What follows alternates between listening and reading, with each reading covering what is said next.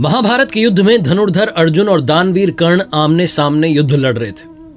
जब जब कर्ण का तीर आता था, अर्जुन का जो रथ था वो थोड़ा पीछे खिसक जाता था, और जब जब अर्जुन तीर चला रहे थे तो उस तरफ कर्ण का जो रथ था वो थोड़ा ज्यादा पीछे खिसक जाता था। जैसे ही कर्ण का तीर आके अर्जुन के रथ पर लगता, अर्जुन का रथ थोड़ा भी पीछे खिसकता, भगवान श्री कृष्ण कर्ण के साहस की, वीरता की प्रशंसा करने लगते।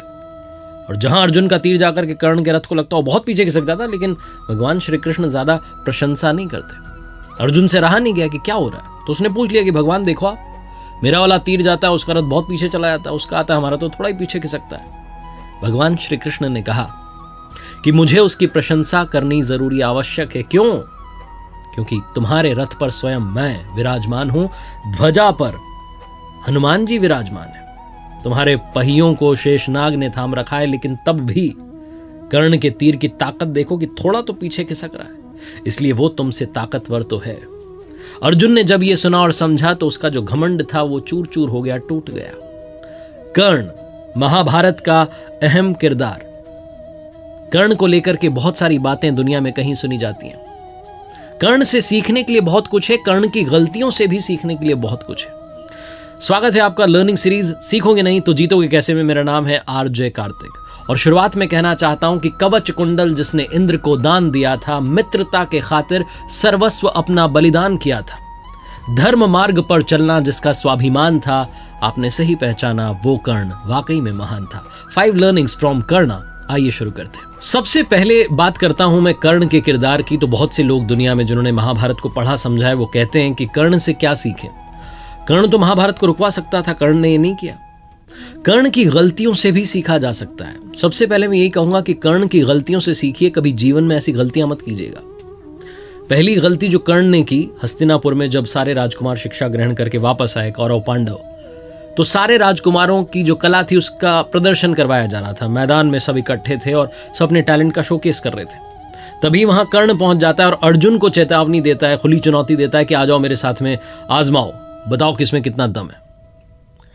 अब कर्ण जो था वो उम्र के हिसाब से युधिष्ठिर से बड़ा था, भीम से बड़ा था, यहां तक कि अर्जुन से काफी बड़ा था। बहुत एज डिफरेंस था।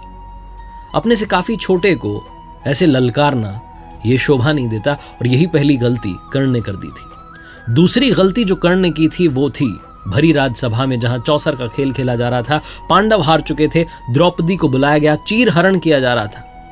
तब दुर्योधन के ही भाई विकर्ण ने कहा कि ये गलत हो रहा है भैया, इसको रोक दीजिए।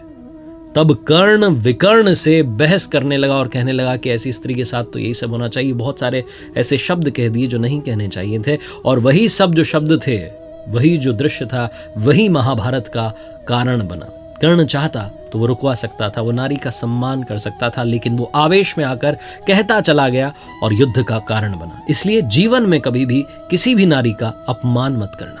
दूसरी बात जो सीखी जा सकती है कर्ण के किरदार से, काफी सारी अच्छाइयां भी थी, दानवीर था कर्ण। दूसरी बात जो सीखी जा सकती है वो है बाउंस बैक करना। जीवन में विपरीत परिस्थितियों में भी खुद को टूटने नहीं देना।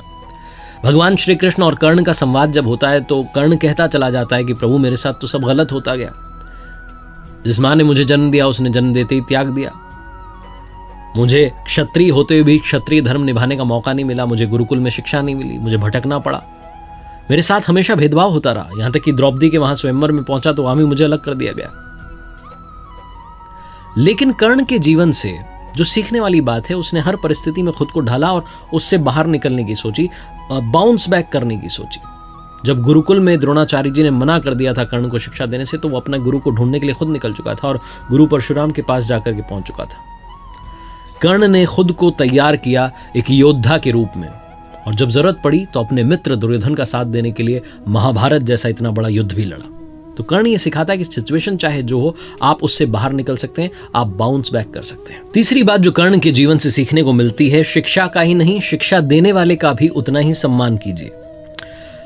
कर्ण धनुर्विद्या सीखना चाहता था, गुरु द्रोणाचार्य जी के पास जाता है, वहां से इनको लौटा दिया जाता है, कहा जाता है कि हम तो सिर्फ क्षत्रिय को सिखाते हैं। कर्ण को कैसे भी धनुर्विद्या सीखनी होती है तो मालूम चलता है कि भगवान परशुराम जी के यहाँ सीखी जा सकती है, लेकिन वो सिर्फ ब्राह्मणों को सिखाते थे। तो कर्ण ब्राह्मण होने का नाटक करके वहां पहुंच जाता है कि मैं भी ब्राह्मण हूं, शिक्षा ग्रहण करने लगता है। एक दिन भगवान परशुराम जी अपने शिष्य की गोद में सर रख करके आराम कर रहे होते हैं। तभी एक बिच्छू आता है और कर्ण की जांघ पर डंक मारने लगता है। दर्द तो कर्ण को बहुत हो रहा होता है, लेकिन हटाता नहीं है कि गुरुजी की नींद ना खुल जाए। भगवान की नींद खुल गई तो बहुत गुस्सा होंगे, नाराज होंगे, और वो विश्राम कर रहे हैं, उन्हें विश्राम करने दिया जाए तो सह लेता है सारे दर्द को। बिच्छू चला जाता है डंक मार के, खून बहने लगता है। कुछ समय के बाद में भगवान परशुराम की नींद खुलती है। वो देखते हैं कि कर्ण की जांघ में से खून बह रहा है। तो कहते हैं कि तुम ब्राह्मण नहीं हो सकते, इतनी सहनशीलता सिर्फ क्षत्रिय में होती है, कौन हो तुम बताओ। और गुस्सा आ जाता है और वो श्राप दे देते हैं कि तुम मेरी विद्या को तब भूल जाओगे जब सबसे ज्यादा जरूरत होगी, सबसे ज्यादा आवश्यकता होगी, उस समय तुम्हें याद ही नहीं आएगा। कर्ण चरणों में गिर जाता है, कहने लगता है भगवान ऐसा श्राप मत दीजिए। लेकिन श्राप एक बार दे दिया, वापस तो लिया नहीं जा सकता। वो कहता है कि मुझे नहीं पता मैं किस कुल में पैदा हुआ, कहाँ मेरा जन्म हुआ, मुझे कुछ पता ही नहीं है। मुझे बस धनुर्विद्या सीखनी थी, इसलिए आपके पास चला आया। भगवान परशुराम फिर अपने शिष्य को देख करके, दया करके अपना विजय धनुष जो है दे देते हैं।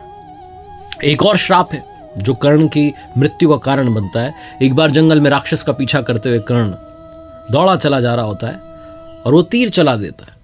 तो तीर राक्षस की जगह जाकर के गाय को लग जाता है। गाय का स्वामी ब्राह्मण होता है। जब वो ब्राह्मण देव वहां आते हैं तो कहते हैं तुमने क्या कर दिया, एक असहाय को मार दिया। तुम भी जब असहाय रहोगे तो तुम्हें कोई मार देगा। और यही होता है युद्ध भूमि में, जब अर्जुन से सामना होता है तो विद्या भूल जाता है कर्ण। उसके रथ का पहिया दलदल में फंस जाता है, अर्जुन तीर चला देते हैं और कर्ण की मृत्यु हो जाती है। लेकिन सार ये है कि जिसने शिक्षा दी उनका भी सम्मान कीजिए और जो शिक्षा मिली उसका भी सम्मान कीजिए। चौथी बात जो सीखनी चाहिए कर्ण के जीवन से, कर्ण ने ना सिर्फ मित्रता की बल्कि मित्रता को निभाया भी। आज की लाइफ में बहुत सारे फ्रेंड्स होते हैं हमारे, लेकिन बहुत सारे फ्रेंड्स में से बहुत कम फ्रेंड्स होते हैं जो हमारी फ्रेंडशिप को निभाते हैं। कर्ण को मालूम था कि जीत इस महाभारत के युद्ध में पांडवों की होगी, क्योंकि उनके साथ में भगवान श्री कृष्ण खड़े हुए। लेकिन फिर भी कर्ण लड़ता चला गया, एक बार भी ना नहीं कहा। अपने मित्र दुर्योधन को यह भरोसा दिलाता गया कि हमारी जीत होगी, हम लड़ेंगे, हम जीतेंगे। कौरवों की पूरी सेना आंख मूंद करके कर्ण पर विश्वास करती थी। दुर्योधन ने भी मित्रता निभाई थी। जब पांडवों ने कहा कि कर्ण कोई राजा तो है नहीं, हमसे युद्ध कैसे करेगा, तो तुरंत एक राज्य का राजा दुर्योधन ने कर्ण को बना दिया था। कर्ण को जब महाभारत के युद्ध में बीच में मालूम चलता है कि उसकी जो असली मां है वो कुंती है, वो पांडवों का ही भाई है, तब वो मां कुंती को प्रणाम करके कर्ण कहता है कि मां माफ करना, लेकिन इस युद्ध में आपके 5 ही बेटे बचेंगे।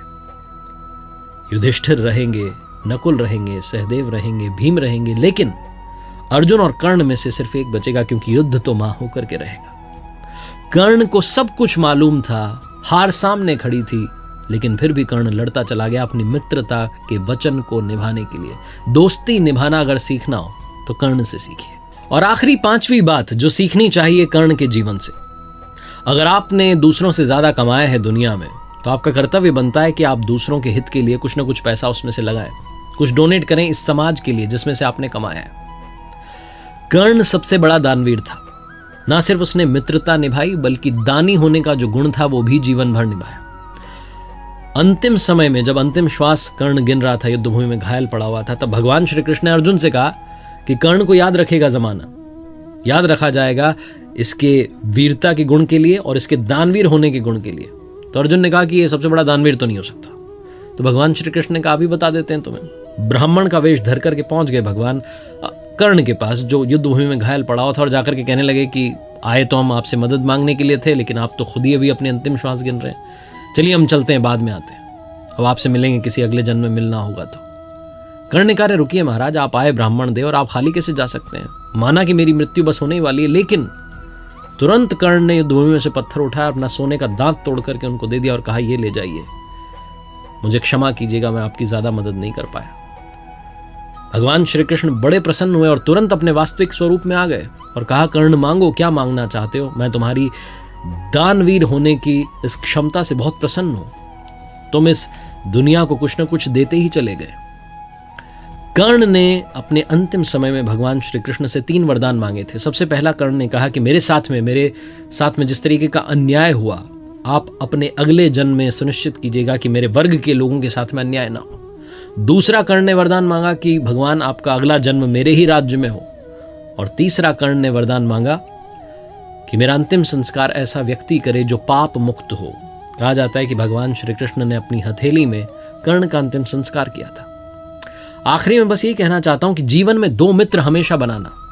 पहले भगवान श्री कृष्ण जैसे जो ना लड़ें फिर भी आपकी जीत पक्की कर दें, और दूसरे कर्ण जैसे जिन्हें मालूम हो कि हार सामने खड़ी है लेकिन फिर भी आपका साथ ना छोड़ें। देखते रहिए मेरे साथ हर सोमवार सुबह 9:30 बजे मोटिवेशनल कहानी और हर शुक्रवार सुबह 9:30 बजे लर्निंग सीरीज का एक नया वीडियो।